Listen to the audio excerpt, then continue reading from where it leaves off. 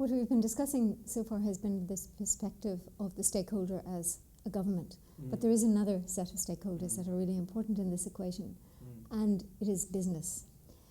Business have, depending on where they sit, their perspective means that they may be investing in fossil fuels, they may be investing in new technology, and they are ones that consider both costs and benefits of the agreements that come forward.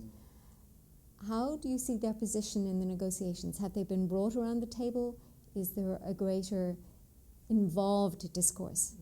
I think there's absolutely been efforts to bring a much greater range of stakeholders to the negotiating table. And Laurent Fabius, the French foreign minister, he sees the agreement as having 4 pillars. So there's the sort of international treaty element, which will be, how do we get globally to keep climate change to within 2 degrees. Then there's the INDCs element, so what are national countries doing? Then there's finance and technology as the 3rd pillar. And then what I think is quite interesting about the upcoming negotiations in Paris, and yet I don't know how this is going to work out too clearly, is there's a 4th pillar, which is non-state actors. And so somehow this treaty is going to stitch together all of these elements, but the 4th pillar is the one where I think your question lies. And how can the efforts and the goodwill of companies and other non-state actors, like for example city governments, or even potentially NGOs, how can those efforts be stitched into an international agreement? Because it's all very well for states to say, we're going to take all these actions, but the reality is it's not states really who take the actions. It's businesses, and it's actually individuals, in their daily lives and their daily actions and their purchasing decisions. So there have been several agreements, sectoral agreements. For example, the aviation sector has a kind of a negotiation, kind of a sectoral negotiation strategy. This is true of, other sectors also. And then there's been a lot of voluntary alliances between different sectors. So, for example, the fossil fuel, some of the fossil fuel industry at least came together recently and called for a global carbon tax. So I think often though the problem is that state governments, there's a lot of platitudes to engaging with a wider set of actors at international negotiations, but it's actually very difficult to do that in practice. So I'll be more of an interested observer at this negotiation to see how they manage to integrate the voices of business, the voice of actors who will actually be the ones who are making investment decisions. Governments, they are investors, governments are investors, but by far larger investors are private sector, individuals, etc.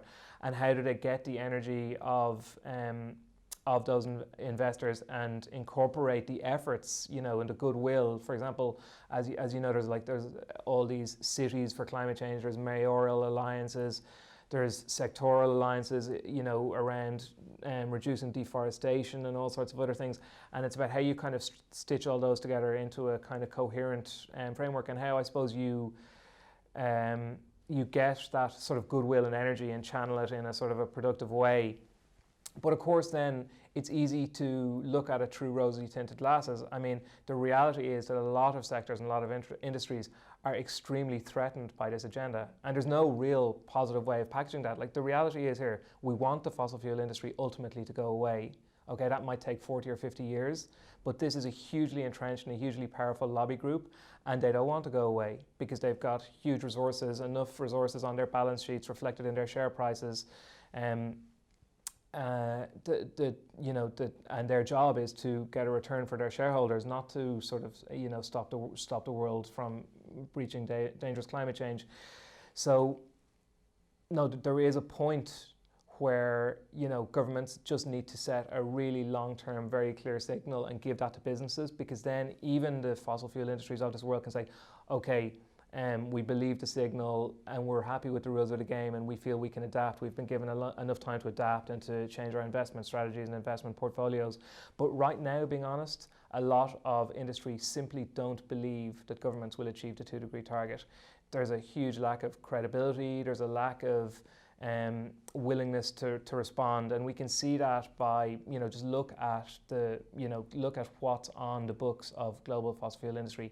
There's enough reflected in the share price of the global fossil fuel industry, to reach 3 or 4 degrees global warming, and so clearly these companies don't believe that we'll be doing away with fossil fuels anytime soon. And then on the other hand, there's a huge amount of, we'll say the companies like the Googles and the Apples and all of these companies are completely committed to a sort of a clean, green and decarbonised future, and are using their very significant resources to invest in low carbon technologies, etc. So I suppose industry, just like governments and countries, is has a very different response to this agenda, and it very much depends on where they're sitting. And some simply need to be told what to do through government regulation and through very clear signals.